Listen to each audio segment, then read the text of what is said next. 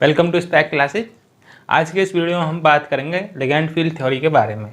जैसा कि हमने पिछले वीडियो में डिस्कस किया है कि बैलेंस बॉन्ड थ्योरी के बारे में, जिसमें कि बैलेंस बॉन्ड थ्योरी में बताया गया था कि जो मेटल और लिगैंड के बीच में जो उसकी नेचर होती है बॉन्ड की, वो कोवलेंट नेचर होती है, लेकिन उसमें कुछ कमियाँ रह गई थी। तो उसके बाद आई CFT थ्योरी, जिसमें कि जो मेटल और लिगैंड्स को मेटल पे पॉइंट चार्ज होता है पॉजिटिव पॉइंट चार्ज, और जो लिगैंड होता है उस पर नेगेटिव पॉइंट चार्ज या फिर डाइपोल होता है।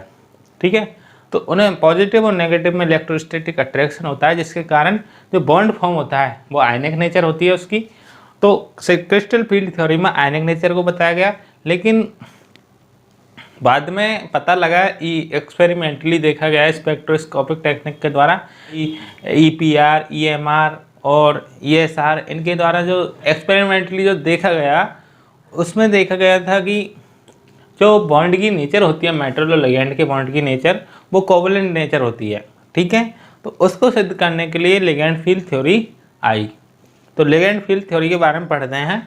तो देखिए, जो कोवलेंट नेचर होती है मेटल और लिगैंड के बीच में जो बॉन्ड होता है, उसकी कोवलेंट नेचर होती है, उसको LFT थ्योरी के द्वारा बताया गया। ठीक है, कि मेटल और लिगैंड के बीच में कोवलेंट नेचर होती है।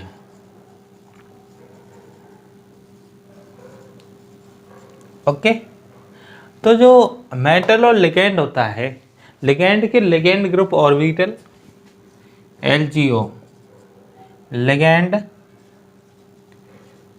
Group orbital.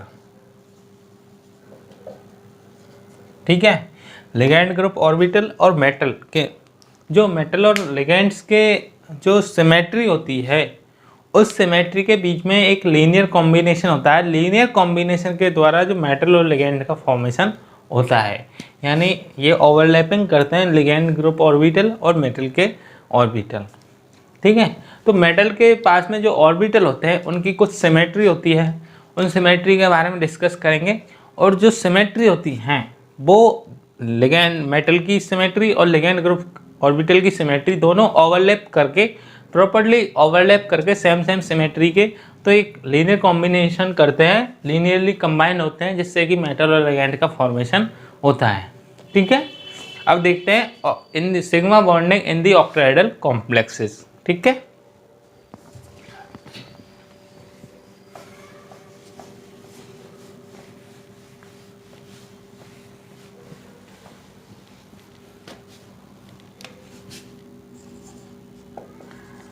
सिग्मा बॉन्डिंग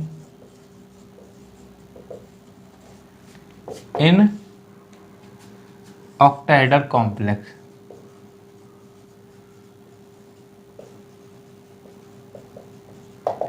कि जो ऑक्टाहेड्रल कॉम्प्लेक्स होते हैं उसमें सिग्मा बॉन्डिंग का फॉर्मेशन कैसे होता है लिगैंड फील्ड थ्योरी के द्वारा। जो मेटल होता है, इसके ऑर्बिटल होते हैं S, P और D। ठीक है, ये पार्टिसिपेट करते हैं। जो इनकी सिमेट्री होती है, ठीक है, S ऑर्बिटल की जो सिमेट्री होती है वो होती है A1G। ठीक है, इसको मैं अलग पेन से शो कर दूं, तो ये होती है अपनी A1G। ठीक है, और जो P ऑर्बिटल होते हैं, जैसे कि इसमें PX, PY और PZ, इनकी जो सिमेट्री होती है वो होती है T1U। ठीक है, और जो D ऑर्बिटल होते हैं N-1 ऑफ D। ठीक है, जो ये होते हैं DXY, DYZ और DZX, ये होते हैं T2G सिमेट्री, और DX2Y2 और DZ2, इनकी जो सिमेट्री होती है वो होती है EG।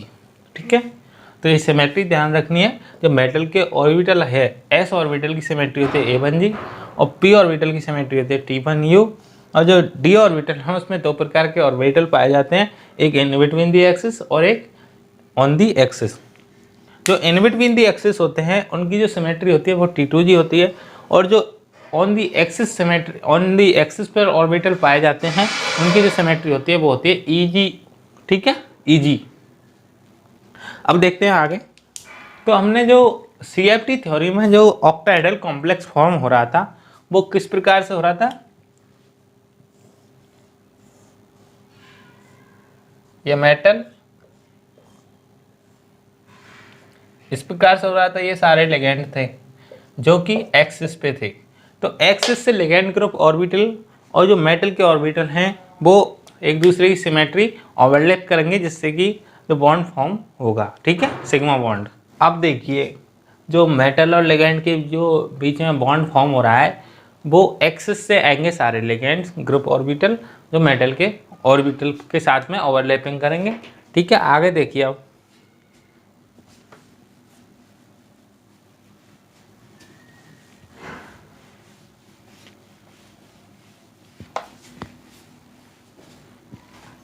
जो A1G ऑर्बिटल होता है, A1G यानी S ऑर्बिटल, S ऑर्बिटल अपना स्फेरिकल होता है, ठीक है। तो ये ऑल एक्सिस से ये लिगेंड ग्रुप्स को एक्सेप्ट कर सकता है। और जो P ऑर्बिटल होता है यानी T1U, ये PX जो ऑर्बिटल होता है वो x एक्सिस से या फिर माइनस x एक्सिस से, और जो PY होता है वो y एक्सिस से, और जो PZ होता है वो z एक्सिस से, ठीक है, ये पता लग गया। अब जो D ऑर्बिटल होता है इसमें dx/dy और dzx, it means T2G orbital बोल लेता हूँ। जो T2G ऑर्बिटल होते हैं ये ऑन दी एक्सिस पे, इन बिटवीन दी एक्सिस पाए जाते हैं। तो इन बिटवीन दी एक्सिस से ये लिगेंड ग्रुप ऑर्बिटल की सिमेट्री मैच करते हैं, फिर उसके बाद ओवरलैपिंग करके मेटल लिगेंड का फॉर्मेशन करते हैं। लेकिन जो ऑक्टाहेड्रल कॉम्प्लेक्स जिसमें कि सिग्मा बॉन्डिंग पाई जाती है, ये T2G ऑर्बिटल पार्टिसिपेट नहीं करते बॉन्डिंग में। और जो EG ऑर्बिटल होते हैं यानी dx² y² और dz², ठीक है, ये EG ऑर्बिटल, तो ये इन ऑन दी एक्सिस पाए जाते हैं। तो ऑन दी एक्सिस से ये लिगेंड ग्रुप ऑर्बिटल इनसे सिमेट्री मैच करके ओवरलैपिंग कर लेते हैं, जिससे कि मेटल और लिगेंड के बीच में बॉन्ड फॉर्म हो जाता है। तो अब देखते हैं अपन जो ये टोटल ऑर्बिटल थे ये 9 ऑर्बिटल थे, ठीक है। एक तो ये 3a और 3a और ये 2, तो 3 और 3 6 और 1 और 2 9, तो 9 ऑर्बिटल होते हैं जो कि मेटल के पास में जो कि बॉन्डिंग कर सकते हैं। लेकिन जो लिगेंड ग्रुप ऑर्बिटल होता है इन दी ऑक्टाहेड्रल सिग्मा बॉन्डिंग में जो कि एक्सिस से आते हैं, मेटल लिगेंड जो लिगेंड ग्रुप ऑर्बिटल हैं वो एक्सिस से आते हैं, तो एक्सिस वालों के साथ में ओवरलैपिंग कर पाते हैं। जो T2G ऑर्बिटल होते हैं वो इन बिटवीन दी एक्सिस पाए जाते हैं, जिससे कि इनमें ओवरलैपिंग नहीं हो पाती। तो ओनली मेटल के 6 ऑर्बिटल पार्टिसिपेट करते हैं बॉन्डिंग में, एक तो A1G, एक T1U और एक EG, ठीक है। और जो T2G होते हैं वो सिग्मा बॉन्डिंग में अपने नॉन बॉन्डिंग में पाए जाते हैं। तो अपन आइए अब देखते हैं इनका वेव फंक्शन, ठीक है।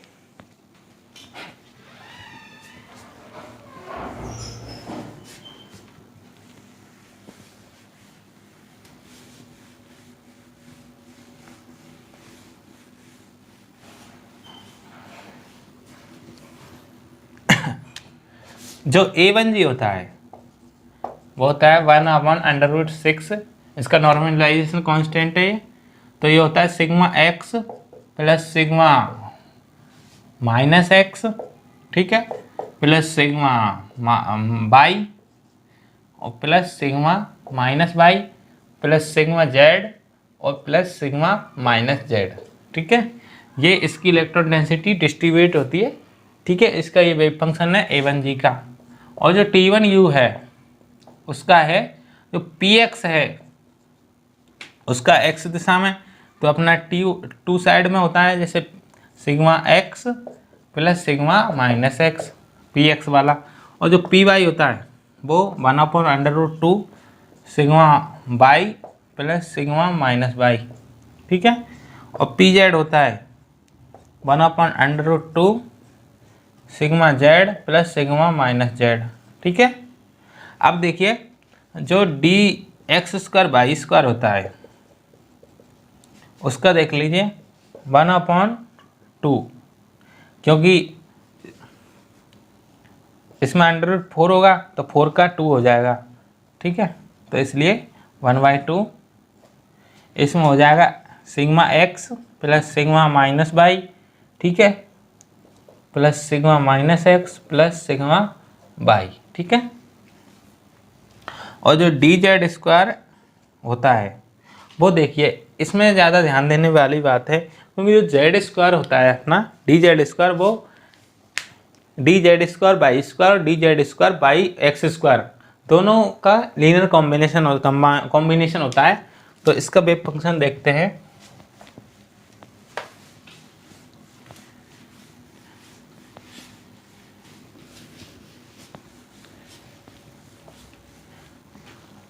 जो डी जेड स्क्वायर होता है वो d z square y square plus d x square z square, ये दोनों लीनियर कॉम्बिनेशन करके और जो डी जेड स्क्वायर बनाते हैं, जैसे कि इनका हो जाएगा D 2z square x square और वाई स्क्वायर, ठीक है। ये अपना डी जेड स्क्वायर ऑर्बिटल होता है, डी जेड स्क्वायर, ठीक है।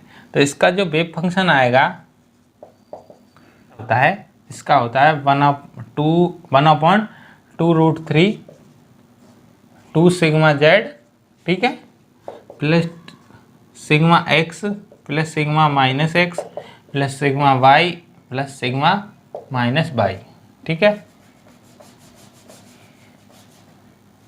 यह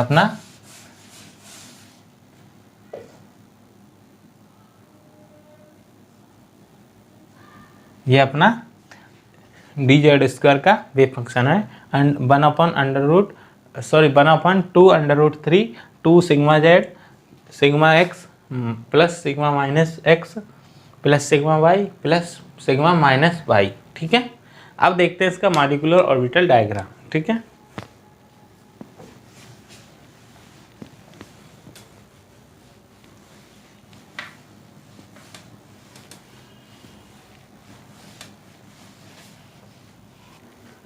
तो अब देखिए सिग्मा बॉन्डिंग में molecular orbital diagram octahedral complexes में जो लिगैंड ग्रुप ऑर्बिटल होते हैं वो होते हैं अपने A1G, T1E और EG, ठीक है। और जो मेटल के ऑर्बिटल होते हैं, एक तो अपना D ऑर्बिटल, एक S ऑर्बिटल, एक अपना P ऑर्बिटल पार्टिसिपेट करता है। तो जो S ऑर्बिटल है उसकी सिमेट्री होती है A1G, और जो n-1 ऑफ D होता है इसकी सिमेट्री होती है T2G और EG, जो कि T2G है अपने पार्टिसिपेट नहीं करेंगे क्योंकि इन बिटवीन दी एक्सिस पाए जाते हैं। तो T2G अपने नॉन बॉन्डिंग में हो गए। तो ये A1G अपना सबसे लोअर एनर्जी का, ये मैच कर लिए इसने सिमेट्री। फिर P ऑर्बिटल अपना T1U और फिर EG ऑर्बिटल, ठीक है। इसके ये बॉन्डिंग वाले हो गए, ये अपने बॉन्डिंग ऑर्बिटल BMO, और ये अपने एंटी बॉन्डिंग, और ये अपना नॉन बॉन्डिंग ऑर्बिटल, ठीक है। ये समझ में आ गया। और जो एनर्जी गैप है अपना डेल्टा O, वो है T2G और EG स्टार के बीच में, ठीक है। T2G और EG स्टार के बीच में अपना एनर्जी गैप है, ठीक है। अब देखते हैं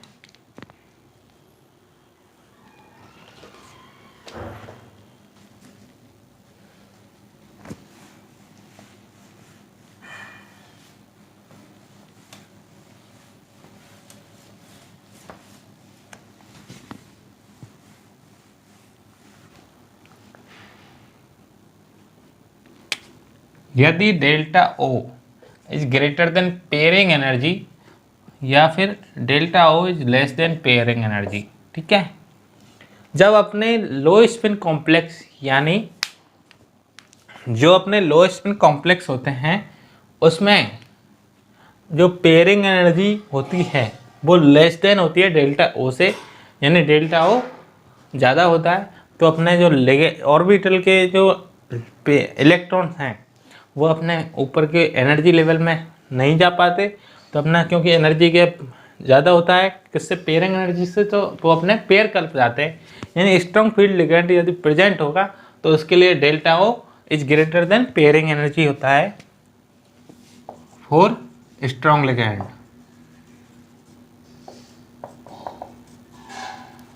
ठीक है। और जो वीक लिगेंड होते हैं उनके लिए होता है अपना delta o is less than the pairing energy, जिसमें कि अपना एक कॉम्प्लेक्स ले लूँ COF6, ये होता है अपना वीक लिगेंड, जिसमें कि फ्लोरीन अपना वीक लिगेंड है, तो ये अपना बनाएगा high spin complex, spin complex. और जब delta o is greater than pairing energy होता है, यानी स्ट्रॉन्ग लिगेंड CONH3 का होल 6 +2, ठीक है, ये होता है अपना लो स्पिन कॉम्प्लेक्स, ठीक है। इसमें क्या है कि पेयर कर जाते हैं इलेक्ट्रॉन, इसलिए लो स्पिन होते हैं, और इसमें पेयर नहीं कर पाते हैं, यानी एनर्जी गैप होता है वो लेस होता है पेयरिंग एनर्जी से, जो ये हाई स्पिन कॉम्प्लेक्स बनाते हैं, ठीक है। आगे के लेक्चर में हम बात करेंगे जो पाई बॉन्डिंग है ऑक्टाहेड्रल कॉम्प्लेक्स में, पाई बॉन्डिंग किस प्रकार से होती है, और स्पेक्ट्रोकेमिकल सीरीज को याद करवाना बताएंगे कि स्पेक्ट्रोकेमिकल सीरीज किस प्रकार से अपनी प्राप्त होती है, ठीक है।